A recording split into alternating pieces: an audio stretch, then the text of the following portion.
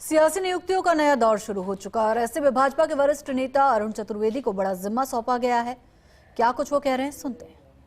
विकसित कर सकें, पंचायतों को विकसित कर सकें, उस दिशा में एक सकारात्मक प्रयास करने का काम वित्त आयोग अपने सब मित्रों के साथ हम करने का प्रयास करेंगे, अपनी अनुशंसा सरकार को देंगे और उसके माध्यम से एक हम अच्छी व्यवस्था खड़ी कर सकें सबको, इसका प्रयास करेंगे।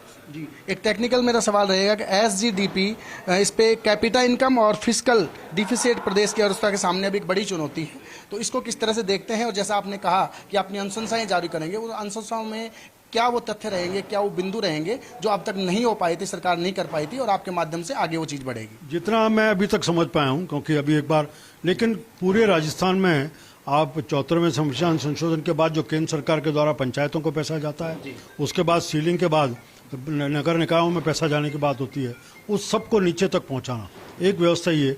फिर जितना भी टैक्स स्ट्रक्चर है, उस टैक्स स्ट्रक्चर के माध्यम से जो आय सरकार के पास होती है उसका एलोकेशन निकायों में, पंचायतों में खड़ा करना, जहां ये सब एक कानूनी ढांचे में व्यवस्था है, इसको हम सही तरह से एलोकेट सही समय पर पहुंच जाए, उसका विकास होगा। साथ ही मेरा प्रयास रहेगा, अगर इस वित्त आयोग की जितनी मर्यादाएं, सीमाएं, उसमें हमें अनुमति मिलेगी, मैं चाहूंगा कि पंचायत और नगर निकाय ये कैसे सेल्फ डिपेंडेंट बन सके, आत्मनिर्भर बन सके, उस दिशा में भी काम करना चाहिए। केवल कर और उसके माध्यम से विकास को हम पूरा खड़ा करने में शायद इतने वर्षों में हम नहीं हो पाए। जहां जहां देश में ध्यान आता है, जिन जिन नगर निकायों ने अपनी व्यवस्था, अपनी आय की व्यवस्था को आत्मनिर्भर बनाए, वहाँ ठीक तरह से वो काम को खड़ा कर पाए। जी, अपनी नियुक्ति मिलने के बाद में, पदभार मिलने के बस कुछ समय बाद भी आप जिम्मेदारी से और जितने सरल तरीके से आपने चीज़ों को रखा है और बता रहे हैं, उससे बिल्कुल साफ जाहिर होता है कि जैसे पहले आपने काबीना मंत्री रहते हुए सरकार को और प्रदेश को लाभ पहुंचाया है, आगे भी पहुंचाएंगे। कैमरा साथी नावेद के साथ मैं Krishna Murari, first India news, Jaipur.